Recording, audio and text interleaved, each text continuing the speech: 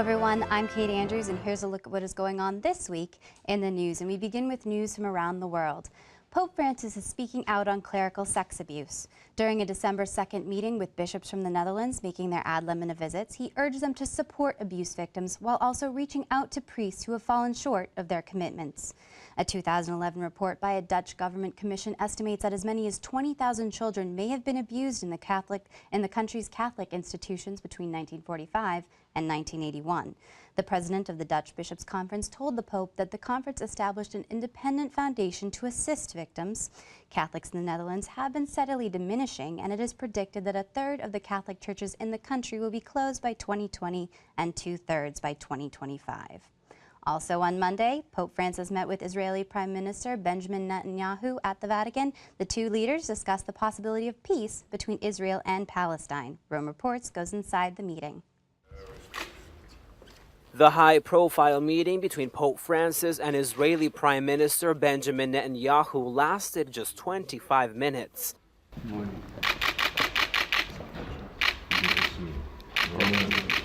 But it was a major step forward in building relations between these two states so intricately tied to their religious nature. By passing the chit-chat, the two leaders spoke about restarting negotiations for a two-state solution between Israel and Palestine. Another main topic was the Pope's confirmed visit to Israel in 2014. The Vatican said the dates wouldn't be announced until after a special advance team traveled to the Holy Land to assess the logistics. After their meeting, Netanyahu introduced his 13-member delegation, including his wife Sarah.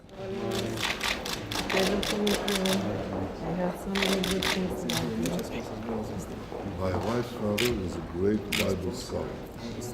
He also introduced several government ministers and staff from the Israeli embassy. With Hanukkah ending this week, the Israeli leader gave Pope Francis a silver menorah with the inscription, "To His Holiness, a great shepherd of our common heritage." Netanyahu also gave the Pope a Spanish-language copy of the book written by his father, Origins of the Inquisition in 15th century Spain. In return, Pope Francis gave the Prime Minister a bronze engraving of St. Peter as a gift. As they said goodbye, Netanyahu's wife told the Pope she was looking forward to the Pope's visit. And may I congratulate you on the assumption of your office? Thank you very much. After meeting the Pope, Netanyahu met with Secretary of State Pietro Parolin. They talked about the unfinished agreement between the Vatican and Israel. It centers on the status of the Catholic Church and of Catholic communities in the Holy Land. In more news from the Vatican, 2015 will be the year of consecrated life. During a meeting with 120 superiors general of men's religious orders, Pope Francis says that consecrated men and women can wake up the world. He advised superiors to look to their charism to determine how vocations can be lived out internationally and multiculturally. And staying with news from the Vatican, Pope Francis met with members of the Pontifical Council for Interreligious Dialogue November 28th. Rome Reports has more.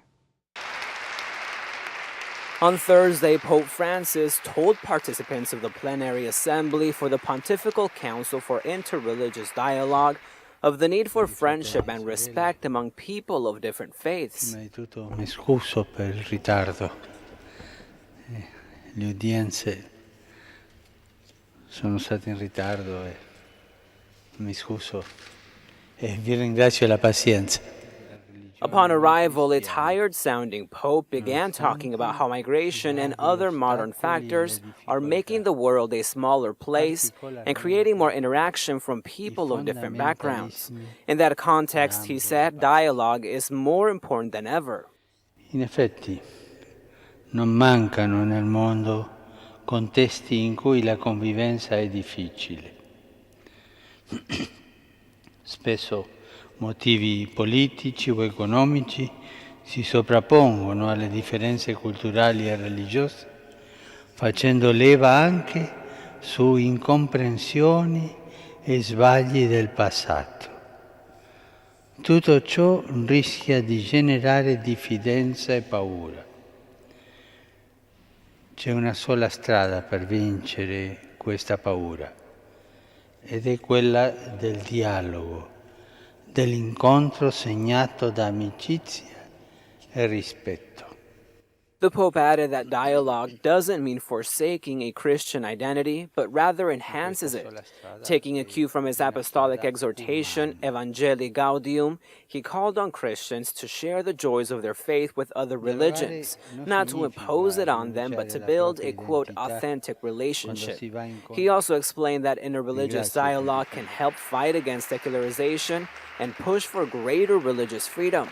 The future, he said, is in the, quote, respectful coexistence of diversity and not in muting the different voices of religion.